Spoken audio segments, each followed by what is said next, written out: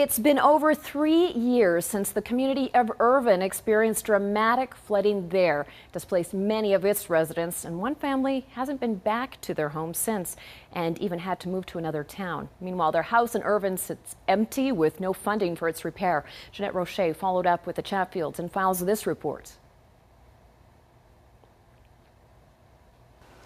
For Jamie Chatfield and her 4 kids, the recent floods have brought back a flood of bad memories.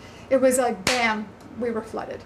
And we didn't get anything, like no pre-warning, no, okay, go down your basement, pull everything out. It was just, you woke up in the morning and it was there.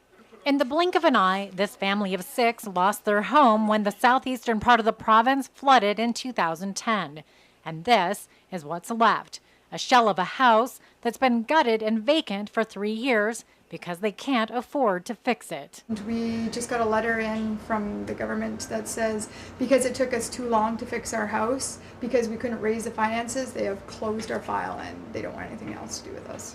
The Chatfields have since had to leave the town of Irvine and move to Bow Island, but they're still paying the mortgage, fees, and property taxes on a home they're not living in. When you have, like, we had geysers come through our basement floor, we had a hole blown through our basement wall. I said, like, do you think we did it ourselves? Like, they almost made us feel like criminals, like we were just trying to get as much money from them as we possibly could. We were kind of left out in the cold. We were ignored. Nobody cared. Across the street from the Chatfields' empty home, Wanda White is constantly reminded that her daughter and grandkids didn't get the help they needed.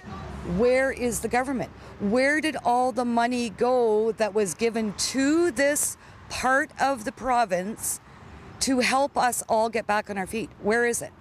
White says she feels her family should be allowed to apply for help along with all the recent flood victims. In terms of the flooding that we have just had, only people that were affected by flooding in June 2013 are eligible to apply to the 2013 Southern Alberta Disaster Recovery Program. For the Chatfields, that answer feels like a slap in the face, but they're ready to move forward, putting the past behind them with an uncertain future about a little house in Irvine that waits for their return. Jeanette Roche, CTV News, Bow Island. The province admits they do close the files of applicants who have not submitted receipts for property repairs over extended periods of time. However, those applicants can have their files reopened by calling Alberta Disaster Relief.